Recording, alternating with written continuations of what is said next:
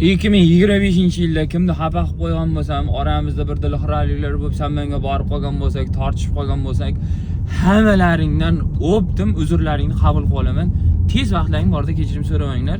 2026-yilda xuddi men 2025-yilda qaytadan yashaganda qashishini bo'lmasin. Yana o'sha turqi-targ'ot, o'sha ro'ja bilan chiqmanglar aytib qo'ying. Hammang darrovda bir o'zingni o'nglab ol. Normal muomala qilib, menga nidovolni bo'lmasdan chiroyli bir-birimiz bilan hamkorlikda davom ettirayotgan bo'lsak, salomatlik qilaylik. Bo'lmasa hammangga taktikik bilan pashyolar Rahul. Meni miyacham xotirmanglar. Men miyamda o'zimga problemalarni o'zimga aytadi. Sizlarnikini ham lishni yuk qilib men ko'tarib olib turib, perigiz qilib yurishga toqatim yo'q aytib qo'ying. O'shaning uchun 2026 ni bir chiroylikini yashaylik azizlar. Xo'p desalaring, do'stona bo'lib yashaylik. Ana Leopoldga o'xshab. Bo'lmasa o'sha gap. Miyamni xotirma.